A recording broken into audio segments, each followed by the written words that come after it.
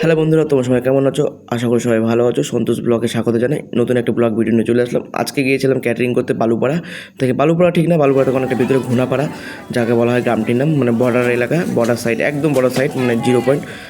আমাদের তো ওখানে ভিডিও করতে দেয়নি, মানে ব্লগটা করতে পারিনি, ওখানে BSF নিষেধ ছিল, ওই জন্য আমি ব্লগটা করতে পারিনি, কন্টিনিউ করতে পারিনি। এই কারণেই ডাইরেক্টলি বিয়ে বাড়িতে এসে ব্লগটা শুরু করছি। আর এদিকে সব ক্যামেরা দেখতেই পাচ্ছ। হ্যাঁ, খুব ভালো ছেলে, খুব ভালো কাজ করে। কাজে কোনো অলসতা করে না। ঠিক আছে, সবাই এখানে কাজ করে। ঠিক আছে, খুব ভালো ছেলে। জিৎ ভালো ছেলে।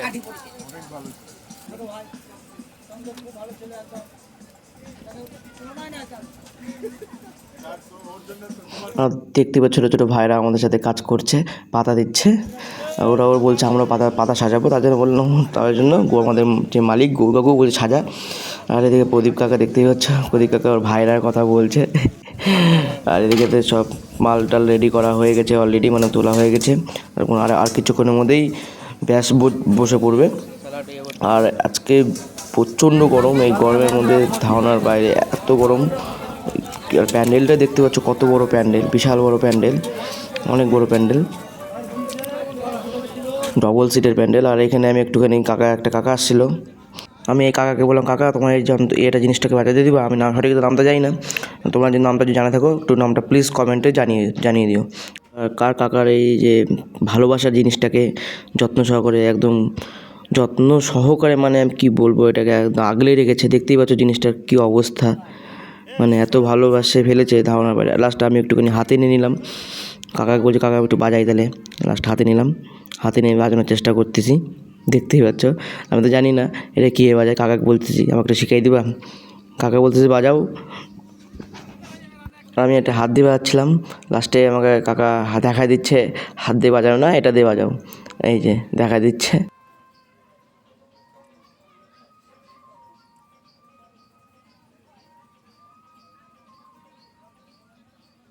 আর কাকা বলতেছে সাউন্ডে আসবে না, কারণ মাইক বা বিয়েবাড়ির সাউন্ড হচ্ছে, ওই কারণে সাউন্ড পাওয়া যাচ্ছে না। কী করবো? লাস্টে কাকাকে আমি বললাম, কাকা তুমি বাজাও, একটু শোনাও। কাকা বলতেছে যে সাউন্ড হচ্ছে শুনতে পাবা না, মানে অরিজিনালি সাউন্ড শোনা যাচ্ছিল না। তাও কাকা একটুখানি হাসি মুখে তার ভালোবাসার জিনিসটাকে নিয়ে আমাদেরকে শোনাচ্ছে। আমি শুনতেছি, কান লাগাই, মানে সাউন্ডটা খুবই আস্তে আস্তে ছিল, মানে বক্সের সাউন্ড ছিল তো ওই জন্য আস্তে। তারপর চলে গেলাম বাড়ির ভিতর, যে দই মিষ্টি আনতে চলে গেলাম বাড়ির ভিতর। মানে বাড়ি থেকে খাওয়ার প্যান্ডেলটা অনেকটা দূর, মানে অনেকটা কষ্ট হয়ে যায় গরমের মধ্যে, মানে বাড়ি থেকে খাওয়ার প্যান্ডেল পর্যন্ত দই মিষ্টি ঢোলাই করতে।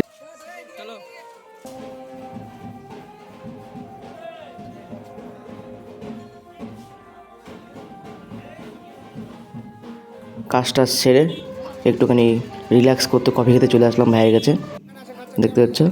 আর এই তো মুখ ঘোরাচ্ছে দীপু, লজ্জা পায়, খুব লজ্জা পায়।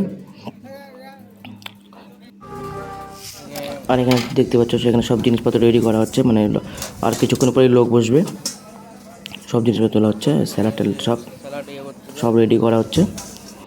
আর বলতে বলতে লোক বসে পড়েছে, মানে কেবল অল্প একটু লোক বসেছে।